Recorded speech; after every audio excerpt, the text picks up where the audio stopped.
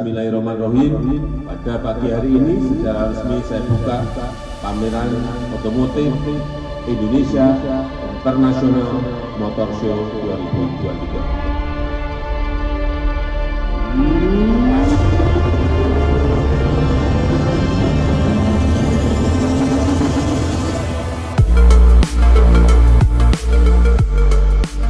Masifnya gelaran pameran kendaraan listrik di tanah air serupa penyelenggaraan Indonesia International Motor Show IIMS 2023 seakan menjadi pembuka gerbang pengenalan percepatan kendaraan bermotor listrik berbasis baterai KBLBB bagi masyarakat Indonesia. Dalam pidatonya pada gelaran IIMS 2023, Presiden RI Joko Widodo mengajak para pelaku otomotif untuk perlahan beralih ke industri kendaraan listrik. Bukan tanpa alasan, target nol emisi karbon pada tahun 2060 pun menjadi tujuan utamanya. Negara-negara di dunia menaruh urgensi yang begitu kuat atas penurunan emisi nol karbon pada bumi sebagai wujud mencegah dampak terburuk pada perubahan iklim. Saya juga mengajak industri otomotif untuk mulai melihat tren ini dan sedikit demi sedikit untuk menggeser industrinya ke arah tren yang hampir semua negara sekarang ini ke arah itu, dari combustion ke geser sedikit-sedikit ke mobil listrik.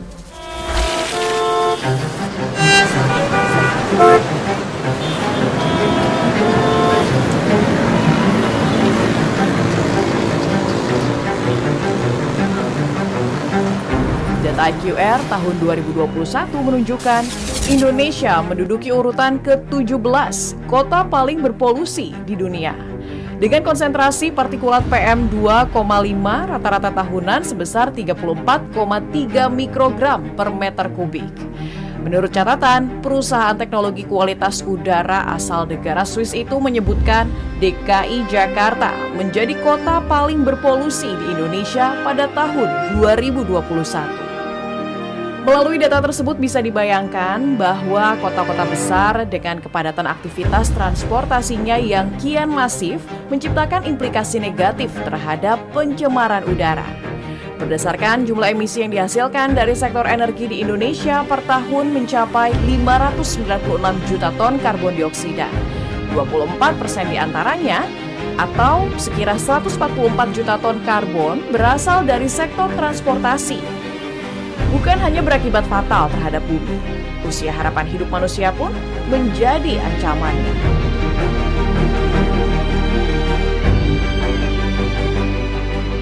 Jadi kalau seperti beberapa riset yang kita lakukan juga, itu ya sekitar 58% sampai 60% penyakit-penyakit itu sebetulnya terkait dengan polusi udara gitu. Kaitannya dengan tadi ya, semakin banyak kendaraan listrik, maka emisi atau pencemar-pencemar atau polutan yang ada di udara itu akan mulai berkurang. Jadi seperti bahan bakar sekarang itu ketika digunakan oleh kendaraan bermotor itu kan mengemisikan macam-macam tuh. Ada hidrokarbon, ada sulfur, ada NO2, ada CO ya kalau pembakaran tidak sempurna. Termasuk CO2 itu yang kemudian menjadi gas rumah kaca ya. Bayangkan berapa ton emisi yang dapat dikurangi dengan memasifkan kendaraan listrik. Bila dari satu kendaraan berbahan bakar fosil yang berjalan sepanjang 19.000 km menghasilkan 4.100 kg emisi CO2, sedangkan kendaraan listrik berteknologi energi baru terbarukan yang menempuh jarak 19.000 km tidak menghasilkan emisi sedikit pun. Begitupun halnya jika dihitung dari segi rupiah. Pemerintah melalui anggaran pendapatan dan belanja negara APBN telah menggelontorkan 297,2 triliun rupiah atas nilai subsidi dan kompensasi BBM selama tahun 2022. Belum lagi pemenuhan konsumsi bahan bakar fosil yang berjumlah sebesar 75,1 juta kiloliter per tahun. Mau tidak mau, 36%-nya dipenuhi dari impor. Itu berarti sama dengan membebani neraca perdagangan nasional. Kalau saja 1 liter dikonsumsi oleh satu kendaraan sepeda motor yang jumlahnya saat ini waktu tahun 2020 sekitar 120 juta berarti kalau semua jalan ada 120 juta liter per hari dikalikan sekitar Rp6.000 dan itu harus betul-betul dibayar karena itu adalah disubsidi. Selain barang itu juga barang impor. Jadi ini betul-betul sangat membebani. Belum kendaraan roda 4. Ya. Tapi itu hanya untuk Pertalite ya. Untuk Pertalite makanya subsidi lebih berat kepada kendaraan roda 2 karena memang hampir barangkali 99% menggunakan Pertalite. Wakil Ketua Komisi 7 DPR RI Edi Suparno mengungkapkan suburnya kendaraan listrik di Republik ini sedianya dapat menumbuhkan industri-industri baru yang berdampak signifikan terhadap perekonomian negeri bila ditunjang dengan regulasi yang matang dan kesiapan infrastruktur. Kalau kita bisa mengembangkan industri pengembangan atau rantai pasok dari kendaraan listrik itu di dalam negeri, tentu meningkatkan tingkat kandungan dalam negeri, kan kita membangun industri itu di dalam negeri sehingga tumbuh sebuah industri baru yang merupakan bagian dari rantai pasok kendaraan listrik itu, ya mulai dari baterainya ataukah bengkelnya, ya ataukah hal-hal yang lain yang menunjang itu seperti yang tadi saya sampaikan, tempat untuk pengisian dan penggantian baterai, ya itu kan ada usaha-usaha baru yang tumbuh dan itu sesungguhnya bisa dikelola oleh UMKM.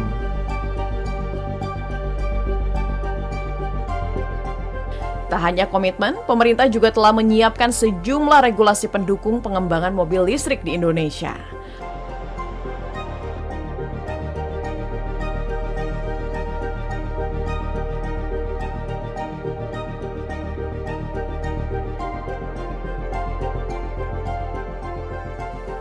Tak mau menjadi penonton saja, di era elektrifikasi ini, pemerintah tengah mengupayakan pembangunan pabrik baterai kendaraan listrik yang sedianya dapat mewujudkan ekosistem hijau yang lebih tertata.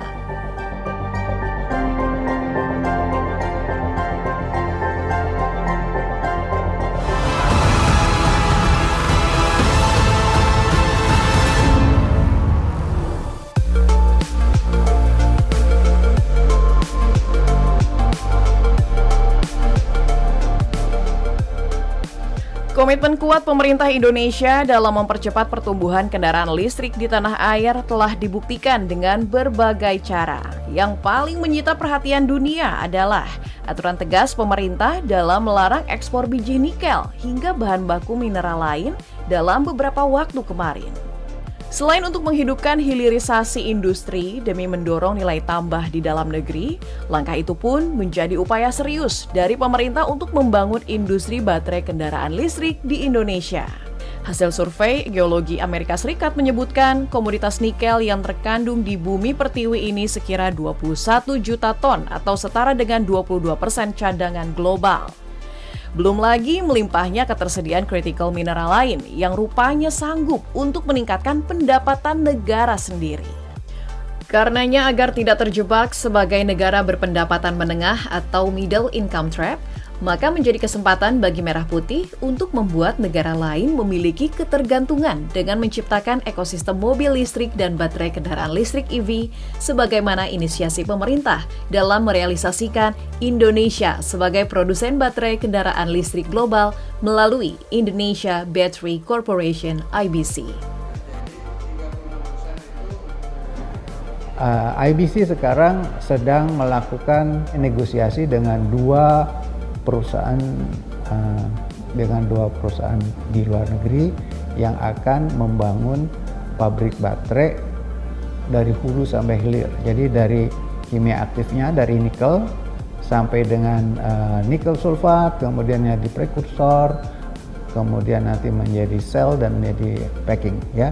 Dan kita harapkan nanti pada tahun 2024 sudah terlihat sebuah pabrik ya, di samping tentu perusahaan-perusahaan swasta yang juga saya sudah banyak mendengar mereka sedang bergerak untuk membangun pengolahan nikel di sektor hulu. Mungkin mereka akan sampai ke prekursor, mudah-mudahan bisa juga sampai ke katoda dan sebagainya.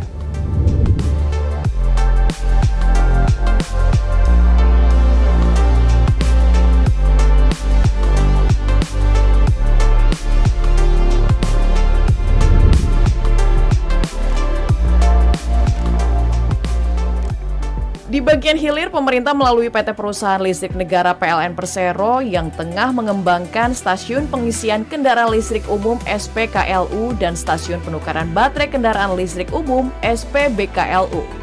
Hingga awal tahun 2023, PLN telah memiliki lebih dari 500 unit SPKLU dan 1.000 lebih SPBKLU yang tersebar di seluruh Indonesia.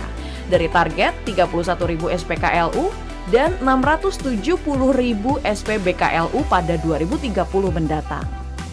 Untuk mencari stasiun pengisian terdekat, individu dapat mengeceknya melalui aplikasi PLN Mobile, begitupun untuk menukar baterai kendaraan roda 2 yang telah diisi penuh hingga proses transaksi pembayaran.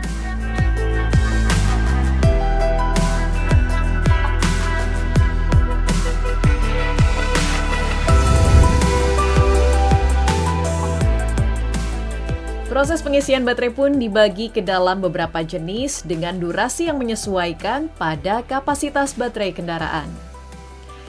PLN pun turut menyediakan layanan pemasangan home charging untuk memudahkan para pemilik mobil listrik mengisi daya dari rumah.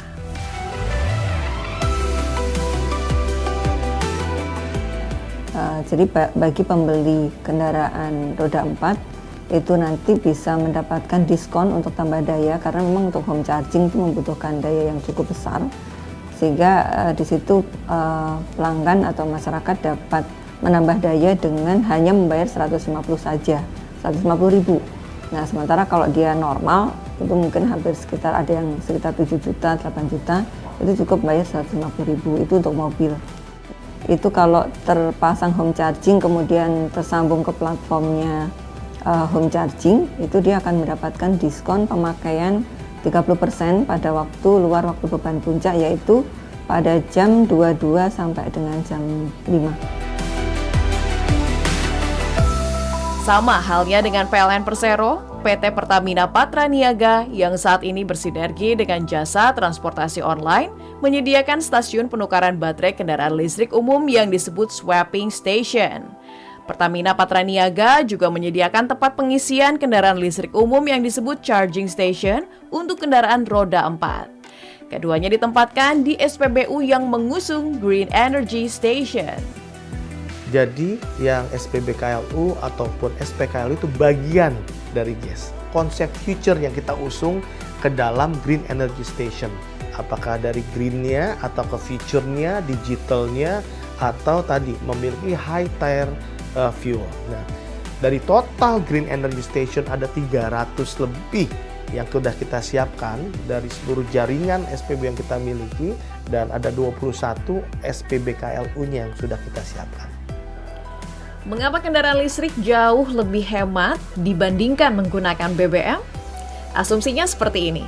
Jika masyarakat biasanya membutuhkan BBM 1 liter seharga Rp10.000 untuk 1 kali berkendara, maka apabila menggunakan kendaraan listrik dengan daya 1,2 kWh, masyarakat hanya dibebankan sekira Rp1.900 untuk 1 kali berkendara, atau dapat berhemat hingga Rp8.000 dibandingkan saat menggunakan kendaraan berbahan bakar minyak.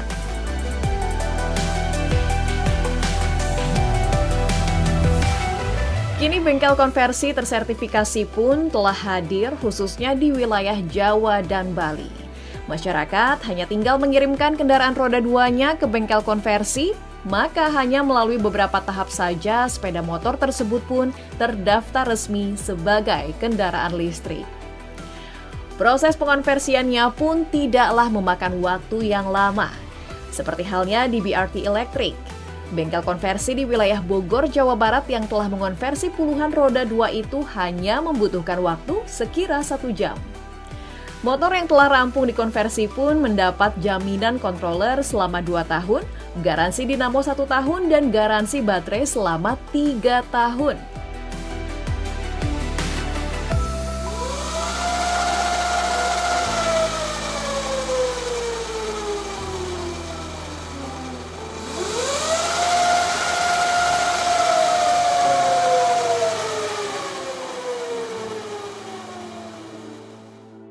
Karena kami tetap mempertahankan struktur motornya yang original atau motor bakar, jadi konsumen akan merasakan sangat nyaman dibandingkan motor yang bukan konversi. Jadi getarannya hilang, akselerasinya sangat smooth, ya, kecepatannya relatif sama. Jadi feelingnya tidak ada yang kurang, tapi akan sangat super nyaman sekali. Dan paling ingat adalah emisinya nggak ada ya Bu, sama bahan bakarnya sangat irit. Jadi ya dia akan merasakan saving biayanya itu hanya tinggal 20%-nya saja. BRT Electric pun turut menjadi tempat pelatihan bagi para teknisi di berbagai wilayah yang harapannya dapat menstimulus rencana pemerintah untuk memperbanyak bengkel konversi di Indonesia.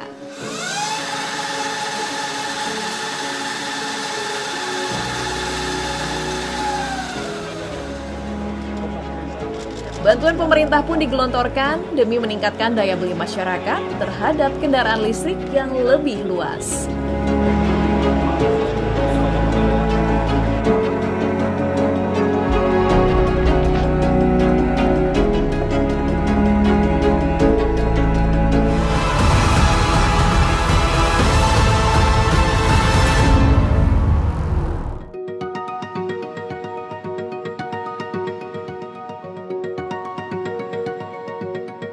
Momentum konferensi tingkat tinggi KTT G20 pada 2022 kemarin menjadi wujud serius dari pemerintah Indonesia yang secara realistis ditunjukkan kepada dunia. Bukan sekedar unjuk gigi, komitmen tersebut pun menjadi cara merah putih memberi pesan pada negara-negara internasional atas kesungguhan Republik ini menuju energi bersih. Sebanyak 1.500 kendaraan listrik didapuk menjadi sarana transportasi resmi pada perhelatan tersebut.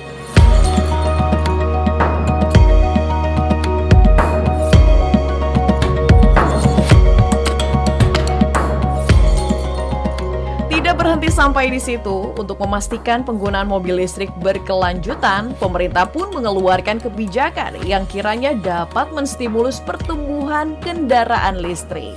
Berkaca dari negeri Gajah Putih Thailand yang menyokong penduduknya dengan insentif setara 80 juta rupiah untuk 1 mobil listrik pada 2022 kemarin, juga negara Norwegia yang memberlakukan one-stop selling combustion engines atau berhenti menjual kendaraan berbahan bakar minyak, maka di Indonesia, bantuan subsidi pemerintah pun digelontorkan agar dapat menekan harga pembelian motor, mobil, dan bus listrik.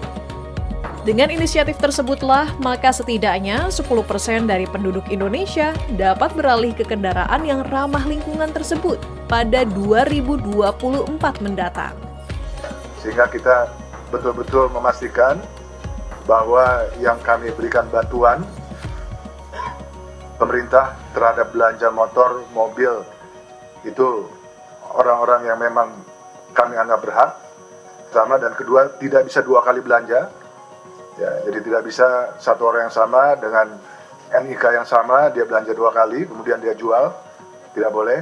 Ya, pakai sistem itu sudah kami siapkan.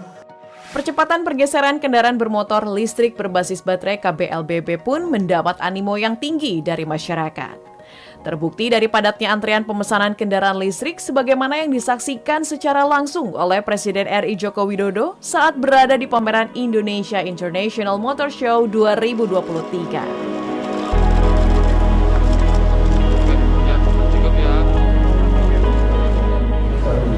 Tadi yang mobil-mobil listrik saya tanya ngantrinya ada yang setahun. Banyak ya Pak ya? Ngantrinya udah ada yang 2 bulan, ngantrinya ada yang 6 bulan, inden. apalagi diberi insentif.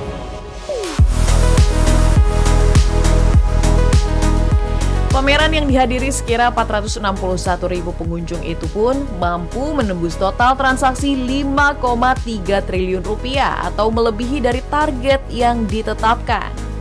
Cuma tahun ini peminatnya luar biasa, jadi kita sampai buka satu hall lengkap dengan area test ride, itu ada 14 brand motor listrik sudah ada hadir di sini. Tidak mau melewatkan kesempatan terhadap tingginya minat masyarakat akan kendaraan listrik, Industri Otomotif Dalam Negeri PT Wika Industri Manufaktur atau WIMA berupaya memenuhi pasar domestik. Perusahaan BUMN yang merupakan produsen dari motor listrik Gesits itu tercatat telah menjual lebih dari 2.000 motor listrik jenis G1 sepanjang 2022. Bahkan di 2021 pun Gesits telah diekspor ke sejumlah negara seperti Senegal, Afrika Barat, hingga Nepal. Untuk mempermudah pemenuhan komponennya, mulai tahun 2023, WIMA berkolaborasi dengan Indonesia Battery Corporation (IBC) dengan harapan dapat meningkatkan persentase komponen kendaraan buatan negeri khususnya dalam hal perakitan baterai menjadi 60% dari sebelumnya hanya 47%.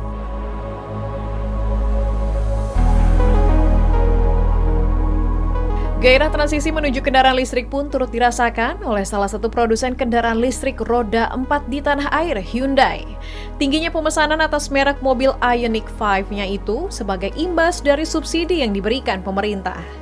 Meski telah memenuhi nilai tingkat komponen dalam negeri TKDN sebesar 40%, Hyundai malah ingin meningkatkan TKDN-nya menjadi 75% yang bakal didapat bila pabrik baterai dapat beroperasional di tahun 2024.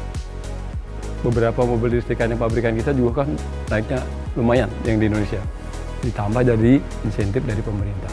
Itu yang menurut saya sehingga kami pun bersiap untuk membuat produksi yang lebih dari 2022. Kalau kami prinsipnya adalah kalau kita seperti saya bilang tadi volumenya mulai merangkak naik, mau tidak mau suka tidak suka kita harus melakukan lokalisasi. Sehingga contoh baterai kan kita memiliki di sini biar cost-nya bisa kompetitif. Karena kalau mobil listrik itu komponen terbesar daripada harga cost-nya adalah baterai. Nah mudah-mudahan nanti dengan ada baterai kita udah buat di Indonesia, price-nya juga bisa turun.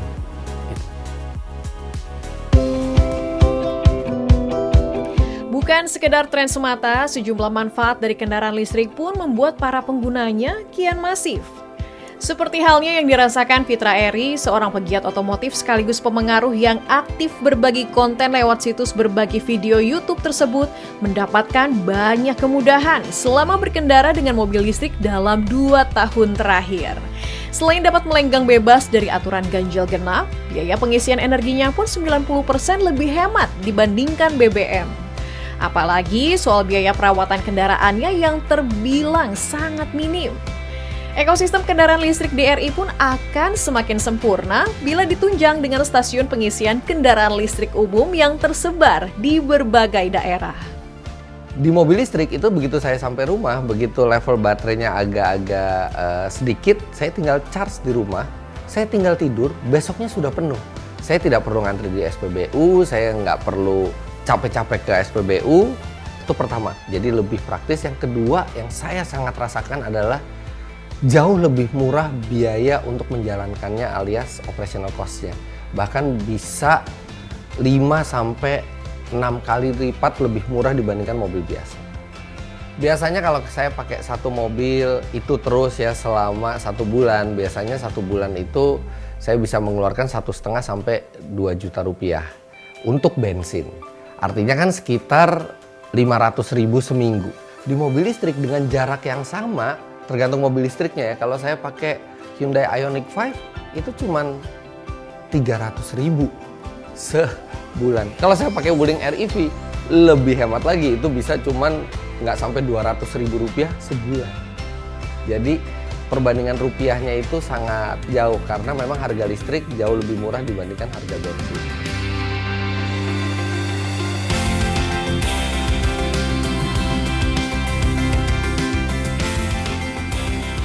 tahun 2030, pemerintah menargetkan akan ada 2 juta kendaraan listrik roda 4 dan 13 juta kendaraan listrik roda 2 yang melenggang di lalu lintas. Dengan harapan di tahun target nol emisi karbon 2060, seluruh jalanan di tanah air dapat diramaikan oleh 65 juta pengendara listrik roda 4 dan 175 juta pengendara listrik roda 2. Dengan demikian, kendaraan listrik yang kiranya berpotensi menjadi solusi efektif dekarbonisasi di sektor transportasi dapat segera terwujud sebagaimana langkah Indonesia menuju transisi energi hijau.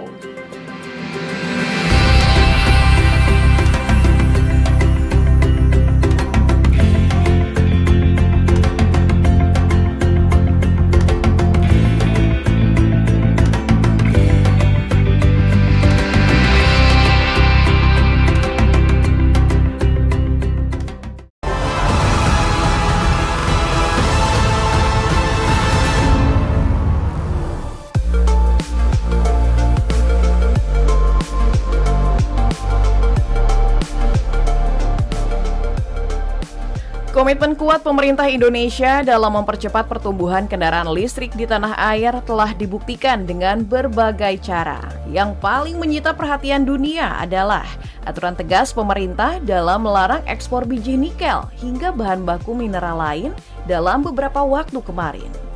Selain untuk menghidupkan hilirisasi industri demi mendorong nilai tambah di dalam negeri, langkah itu pun menjadi upaya serius dari pemerintah untuk membangun industri baterai kendaraan listrik di Indonesia. Hasil survei Geologi Amerika Serikat menyebutkan komoditas nikel yang terkandung di bumi pertiwi ini sekira 21 juta ton atau setara dengan 22% cadangan global. Belum lagi melimpahnya ketersediaan critical mineral lain yang rupanya sanggup untuk meningkatkan pendapatan negara sendiri.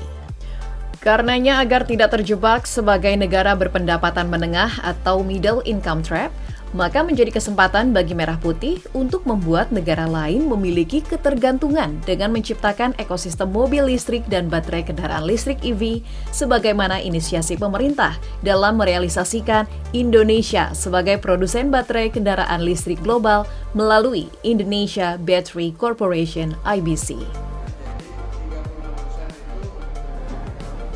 IBC sekarang sedang melakukan negosiasi dengan dua perusahaan di luar negeri yang akan membangun pabrik baterai dari hulu sampai hilir. Jadi dari kimia aktifnya dari nikel sampai dengan nikel sulfat, kemudian jadi prekursor, kemudian nanti menjadi sel dan menjadi packing ya. Dan kita harapkan nanti pada tahun 2024 sudah terlihat sebuah pabrik ya, di samping tentu perusahaan-perusahaan swasta yang juga saya sudah banyak mendengar mereka sedang bergerak untuk membangun pengolahan nikel di sektor hulu. Mungkin mereka akan sampai ke prekursor, mudah-mudahan bisa juga sampai ke katoda dan sebagainya.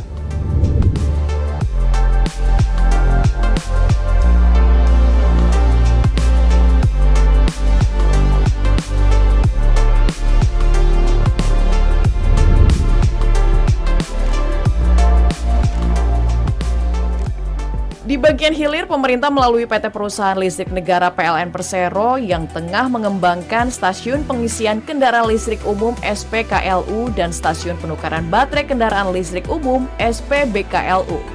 Hingga awal tahun 2023, PLN telah memiliki lebih dari 500 unit SPKLU dan 1.000 lebih SPBKLU yang tersebar di seluruh Indonesia. Dari target 31.000 SPKLU dan 670.000 SPBKLU pada 2030 mendatang.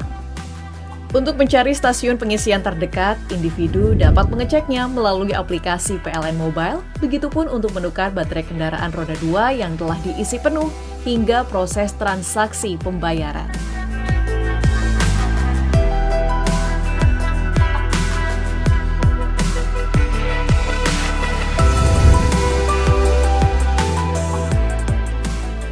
Proses pengisian baterai pun dibagi ke dalam beberapa jenis dengan durasi yang menyesuaikan pada kapasitas baterai kendaraan.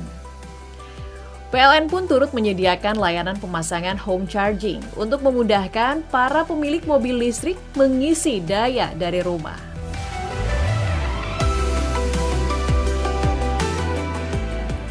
Jadi bagi pembeli kendaraan roda 4 itu nanti bisa mendapatkan diskon untuk tambah daya karena memang untuk home charging itu membutuhkan daya yang cukup besar, sehingga di situ pelanggan atau masyarakat dapat menambah daya dengan hanya membayar 150 saja, 150.000. Nah, sementara kalau dia normal itu mungkin hampir sekitar ada yang sekitar 7 juta, 8 juta, itu cukup bayar 150.000 itu untuk mobil.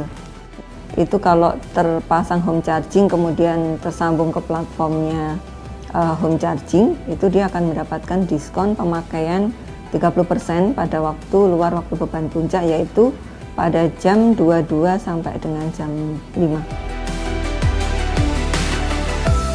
Sama halnya dengan PLN Persero, PT Pertamina Patraniaga yang saat ini bersinergi dengan jasa transportasi online menyediakan stasiun penukaran baterai kendaraan listrik umum yang disebut swapping station. Pertamina Patraniaga juga menyediakan tempat pengisian kendaraan listrik umum yang disebut charging station untuk kendaraan roda 4. Keduanya ditempatkan di SPBU yang mengusung Green Energy Station. Jadi yang SPBKLU ataupun SPKLU itu bagian dari GES. Konsep future yang kita usung ke dalam Green Energy Station. Apakah dari greennya atau ke future-nya, digitalnya, atau tadi memiliki high tire fuel. Nah, dari total Green Energy Station ada 300 lebih yang sudah kita siapkan dari seluruh jaringan SPB yang kita miliki, dan ada 21 SPBKLU-nya yang sudah kita siapkan. Mengapa kendaraan listrik jauh lebih hemat dibandingkan menggunakan BBM? Asumsinya seperti ini. Jika masyarakat biasanya membutuhkan BBM 1 liter seharga Rp10.000 untuk 1 kali berkendara, maka apabila menggunakan kendaraan listrik dengan daya 1,2 kWh, masyarakat hanya dibebankan sekira Rp1.900 untuk 1 kali berkendara, atau dapat berhemat hingga Rp8.000 dibandingkan saat menggunakan kendaraan berbahan bakar minyak.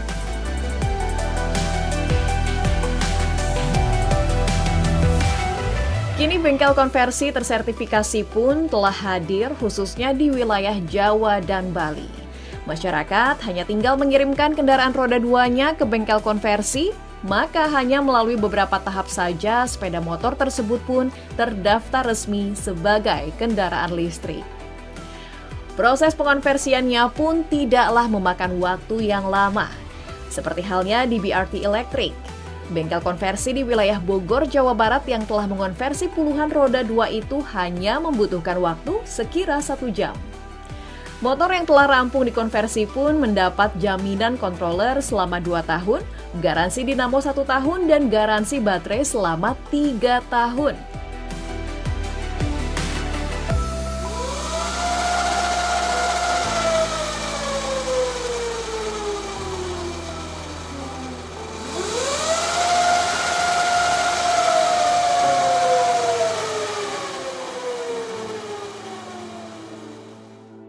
Karena kami tetap mempertahankan struktur motornya yang original atau motor bakar, jadi konsumen akan merasakan sangat nyaman dibandingkan motor yang bukan konversi. Jadi getarannya hilang, akselerasinya sangat smooth, ya, kecepatannya relatif sama. Jadi feelingnya tidak ada yang kurang, tapi akan sangat super nyaman sekali. Dan paling ingat adalah emisinya nggak ada ya Bu, sama bahan bakarnya sangat irit. Jadi ya dia akan merasakan saving biayanya itu hanya tinggal 20%-nya saja. BRT Electric pun turut menjadi tempat pelatihan bagi para teknisi di berbagai wilayah yang harapannya dapat menstimulus rencana pemerintah untuk memperbanyak bengkel konversi di Indonesia.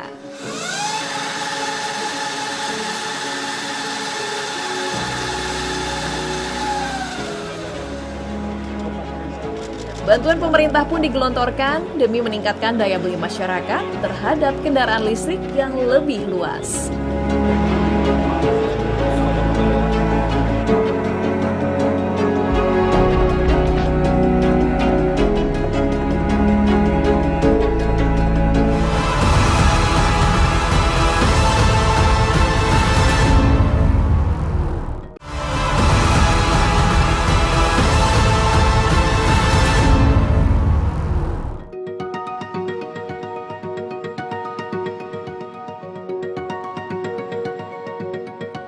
Momentum konferensi tingkat tinggi KTT G20 pada 2022 kemarin menjadi wujud serius dari pemerintah Indonesia yang secara realistis ditunjukkan kepada dunia. Bukan sekedar unjuk gigi, komitmen tersebut pun menjadi cara merah putih memberi pesan pada negara-negara internasional atas kesungguhan Republik ini menuju energi bersih. Sebanyak 1.500 kendaraan listrik didapuk menjadi sarana transportasi resmi pada perhelatan tersebut.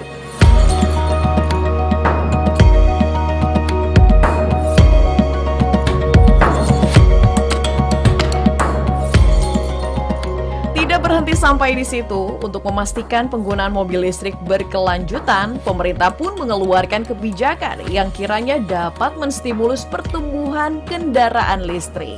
Berkaca dari negeri Gajah Putih Thailand yang menyokong penduduknya dengan insentif setara 80 juta rupiah untuk satu mobil listrik pada 2022 kemarin, juga negara Norwegia yang memberlakukan one-stop selling combustion engines atau berhenti menjual kendaraan berbahan bakar minyak, maka di Indonesia, bantuan subsidi pemerintah pun digelontorkan agar dapat menekan harga pembelian motor, mobil, dan bus listrik.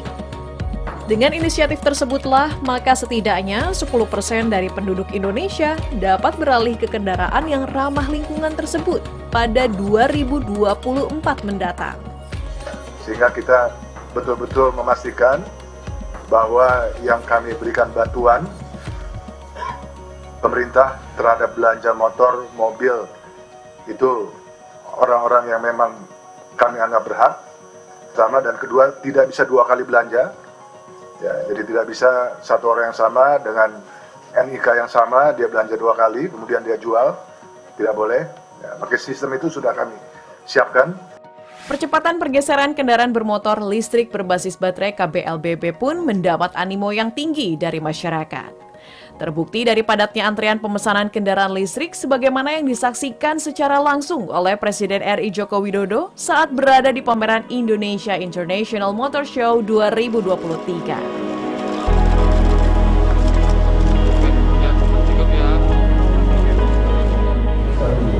Tadi yang mobil-mobil listrik saya tanya, ngantrinya ada yang setahun.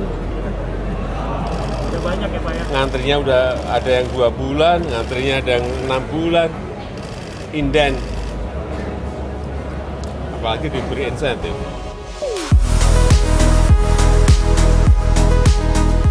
Pameran yang dihadiri sekira 461.000 pengunjung itu pun mampu menembus total transaksi 5,3 triliun rupiah atau melebihi dari target yang ditetapkan. Cuma tahun ini peminatnya luar biasa, jadi kita sampai buka satu hall lengkap dengan area test ride. Itu ada 14 brand motor listrik sudah ada hadir di sini. Tidak mau melewatkan kesempatan terhadap tingginya minat masyarakat akan kendaraan listrik, industri otomotif dalam negeri PT Wika Industri Manufaktur atau WIMA berupaya memenuhi pasar domestik. Perusahaan BUMN yang merupakan produsen dari motor listrik Gesits itu tercatat telah menjual lebih dari 2.000 motor listrik jenis G1 sepanjang 2022. Bahkan di 2021 pun Gesits telah diekspor ke sejumlah negara seperti Senegal, Afrika Barat, hingga Nepal. Untuk mempermudah pemenuhan komponennya, mulai tahun 2023, WIMA berkolaborasi dengan Indonesia Battery Corporation (IBC) dengan harapan dapat meningkatkan persentase komponen kendaraan buatan negeri khususnya dalam hal perakitan baterai menjadi 60% dari sebelumnya hanya 47%.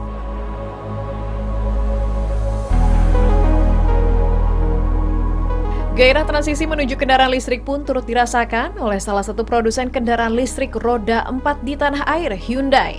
Tingginya pemesanan atas merek mobil Ioniq 5-nya itu sebagai imbas dari subsidi yang diberikan pemerintah. Meski telah memenuhi nilai tingkat komponen dalam negeri TKDN sebesar 40%, Hyundai malah ingin meningkatkan TKDN-nya menjadi 75% yang bakal didapat bila pabrik baterai dapat beroperasional di tahun 2024. Beberapa mobil listrikan yang pabrikan kita juga kan naiknya lumayan yang di Indonesia.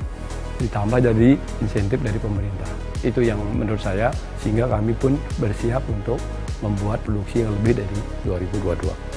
Kalau kami prinsipnya adalah kalau kita seperti saya bilang tadi, volumenya mulai merangkak naik, mau tidak mau, suka tidak suka, kita harus melakukan lokalisasi. Sehingga contoh baterai kan kita memulukin sini, biar costnya bisa kompetitif. Karena kalau mobil listrik itu, komponen terbesar daripada harga costnya adalah baterai.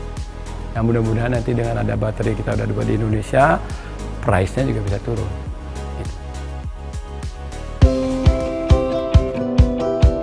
Bukan sekedar tren semata, sejumlah manfaat dari kendaraan listrik pun membuat para penggunanya kian masif. Seperti halnya yang dirasakan Fitra Eri, seorang pegiat otomotif sekaligus pemengaruh yang aktif berbagi konten lewat situs berbagi video YouTube tersebut, mendapatkan banyak kemudahan selama berkendara dengan mobil listrik dalam 2 tahun terakhir. Selain dapat melenggang bebas dari aturan ganjil genap, biaya pengisian energinya pun 90% lebih hemat dibandingkan BBM. Apalagi soal biaya perawatan kendaraannya yang terbilang sangat minim. Ekosistem kendaraan listrik di RI pun akan semakin sempurna bila ditunjang dengan stasiun pengisian kendaraan listrik umum yang tersebar di berbagai daerah. Di mobil listrik itu begitu saya sampai rumah, begitu level baterainya agak-agak sedikit, saya tinggal charge di rumah, saya tinggal tidur, besoknya sudah penuh. Saya tidak perlu ngantri di SPBU, saya nggak perlu capek-capek ke SPBU, itu pertama. Jadi lebih praktis. Yang kedua yang saya sangat rasakan adalah jauh lebih murah biaya untuk menjalankannya alias operational cost-nya. Bahkan bisa 5-6 kali lipat lebih murah dibandingkan mobil biasa. Biasanya kalau saya pakai satu mobil itu terus ya selama 1 bulan, biasanya 1 bulan itu saya bisa mengeluarkan 1,5 sampai 2 juta rupiah untuk bensin. Artinya kan sekitar 500.000 seminggu. Di mobil listrik dengan jarak yang sama, tergantung mobil listriknya ya. Kalau saya pakai Hyundai Ioniq 5 itu cuman 300.000 sebulan. Kalau saya pakai Wuling REV lebih hemat lagi, itu bisa cuman nggak sampai 200.000 rupiah sebulan. Jadi perbandingan rupiahnya itu sangat jauh karena memang harga listrik jauh lebih murah dibandingkan harga bensin.